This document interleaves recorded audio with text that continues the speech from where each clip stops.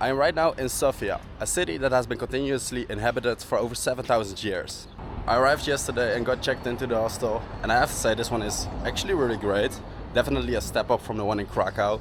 If you haven't seen that video yet, you can watch it right after this one. I'll link it down in the description. So yeah, I've actually been in the city 2 times before. I haven't explored much back then.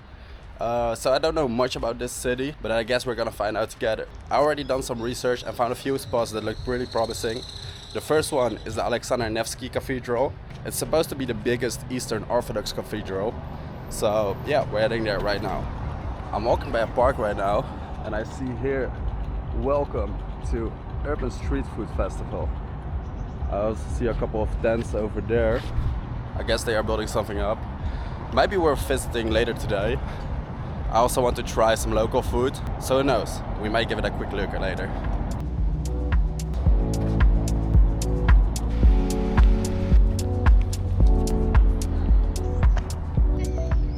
Okay, so we got to the Alexander Nevsky Cathedral, which is right here.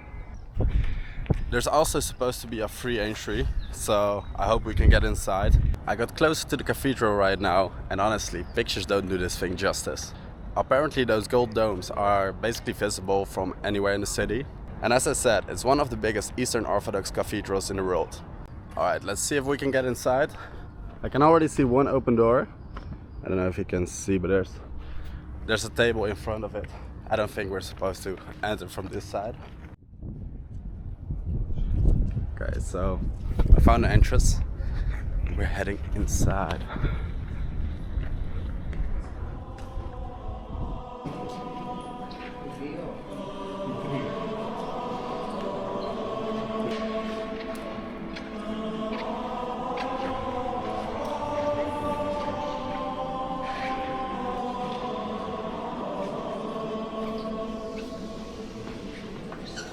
I just got outside and it was honestly beautiful from the inside.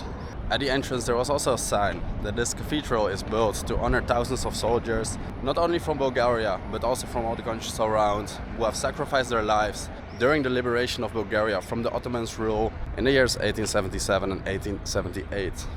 I have to say I really like this spot. Besides just the church, there's also a lot of other buildings which are beautiful. Here you have also a few at the mountains, and I'm also starting to fall in love with the communist architecture. It's just beauty all around. Right now we're at the Sophia Church, which is literally right beside the cathedral we just been to. It is way smaller and way less flashy, but I just read that this is the building that gave the entire city its name. And it's wild to think that the whole capital is named after this quiet little church that most people just pass by. There's also like a small little market right there, I think. Or just people selling some stuff, some souvenirs. But I gotta fit my whole life into 2 bags while traveling around, so unfortunately I can't take anything with me. I'm walking towards the next stop and I want to fill up my bottle, and everywhere I see those things. But it looks kinda nasty. I don't know if it's drinkable. Usually you see like a text that is drinkable water, or it says that you should absolutely not drink it. Therefore, I automatically assume the worst, so we're not gonna try it, not gonna take the risk.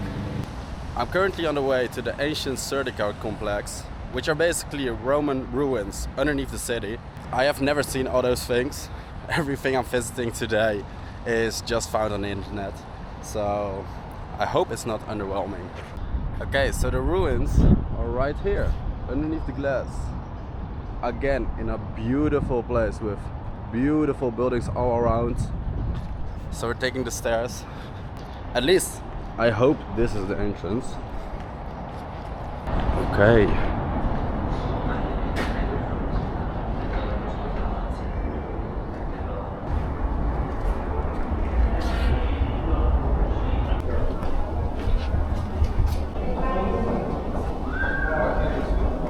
Okay, so I don't know what I was expecting here, but it was not this. It definitely isn't disappointing. They say that they found the ruins while building the metro, and instead of moving it, they built just around it. So right now there are everyday people walking to catch a train while passing by 2,000-year-old Roman streets. It's definitely something you don't see everywhere. I just got outside and apparently it even continues over here. That's insane. I think I really underestimated it. Let's go all the way back there. That's sick. Apparently they found even more ruins over here on the other side of the street, and I think they are digging them out right now. I have to say, this city keeps amazing me. I've been here 2 times before and I had a great time, so I did not expect anything less right now. But growing up in Western Europe, you don't hear much about Sofia, so I think it's one of the most underrated cities I've ever been to. Maybe even one of the most underrated cities in Europe. I still have a lot of places to visit, and I haven't been to many places in the Balkans, so who knows, but definitely a place worth visiting. Everywhere you look, there are just churches, beautiful colorful buildings, and what do you want more? Actually, I do know what I want, and that's some food. I haven't eaten all day, and it's already like 3 p.m. Alright, we're stopping by a supermarket. Let's get some pastries. Okay, so I don't know what this is, but I'm gonna get one of these and a donut. So why not? And let's grab some to drink as well. I'm literally addicted to these, so gotta take one with me.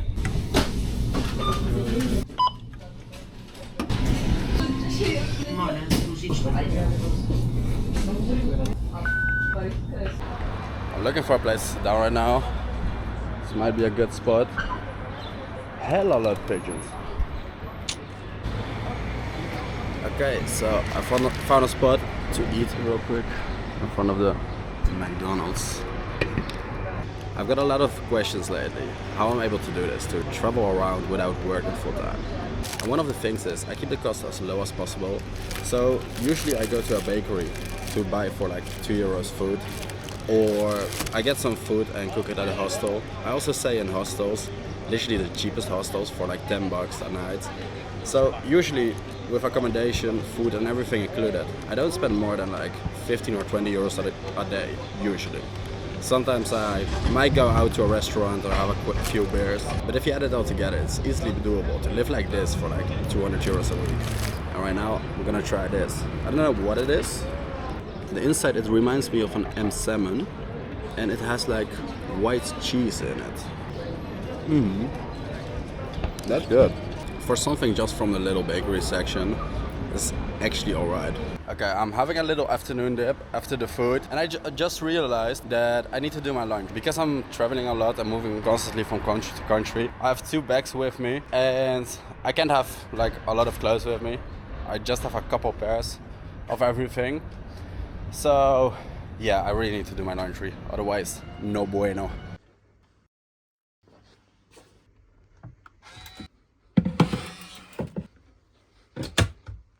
Alright, we're back on the road. I think I spent like 2 or 3 hours inside the hostel, and it's a good thing I did, because once when I arrived it started raining like crazy for like 2 hours straight. So we're fully charged, ready to explore, back into explorer mode, because I still have a couple landmarks to cross off before leaving. And I also really want to go to the food market. So let's see what the evening brings us. Hey, monkey.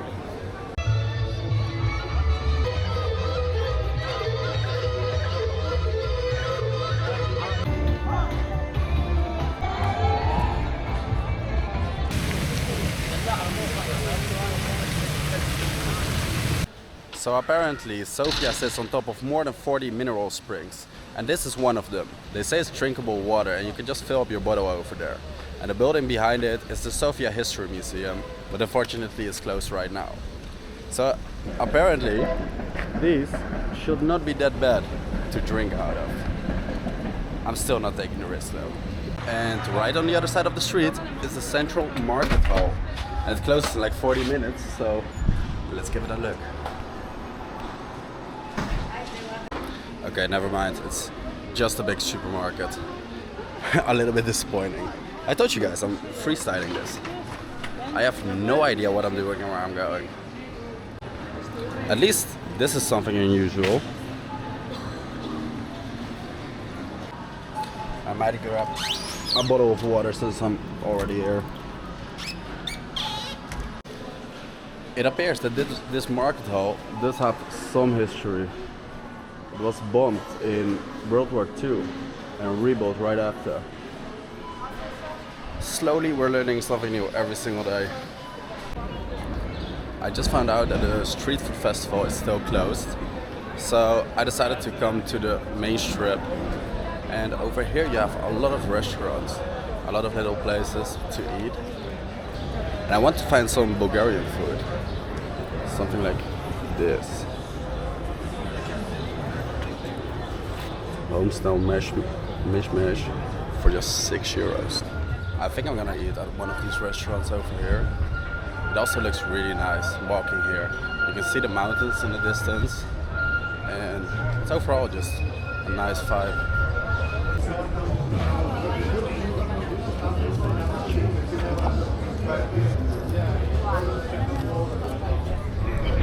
No Bulgarian food.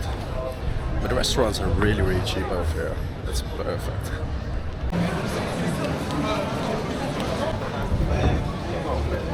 I just forgot one minor detail.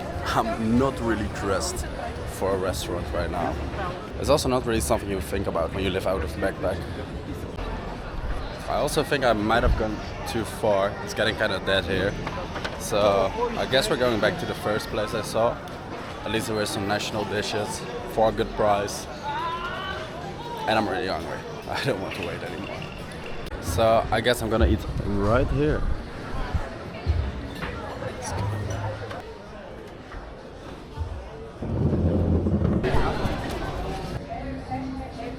Okay, so I'm actually really curious about this homestyle mishmash. It looks good. Hi. Ready? Yes, can I the homemade mishmash? What is that? Egg with vegetables and cheese. Then the potatoes with red pepper. Okay. And half-liter draft beer, the Kamenitsa. Okay. All right, food got here. Got a homestyle mishmash with some rice and some fries with red pepper. Let's give it a try. Okay, so the mishmash is basically just scrambled eggs with some vegetables.